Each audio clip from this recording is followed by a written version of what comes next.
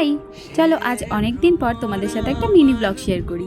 Sunday মানে ফান্ডে, তাই আমরা সবাই মিলে যোগা গ্রুপের ঠিক করলাম যে আজকে আড্ডা দেওয়া যাক। আর আজ আমাদের ডেস্টিনেশন হলো নন্দিতাদির বাপের বাড়ি। এই যে সামনে ব্লু কুর্তি পরা যাকে দেখতে পাচ্ছ সেই হলো নন্দিতাদি।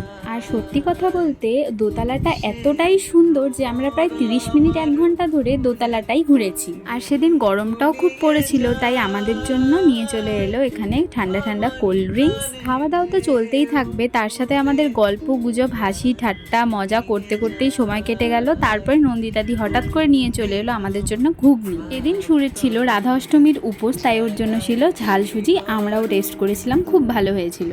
তারপর ওখান থেকে নন্দিতাদিকে টাটা বাই বাই করে আমরাও বেরিয়ে পড়লাম বাইরে। কি চিনতে পারছো? হ্যাঁ, এটা আমাদের গঙ্গারামপুর রেল স্টেশন। অনেক দিন পরে যেহেতু এলাম আর এসে অনেক কিছু নতুন নতুন দেখলামও। ভীষণই ভালো লাগছিল যে আমাদের গঙ্গারামপুরটা এত উন্নত হচ্ছে। আমরা যেখানেই যাই না কেন আমাদের এরকম কাণ্ড কারখানা না করলে চলে না।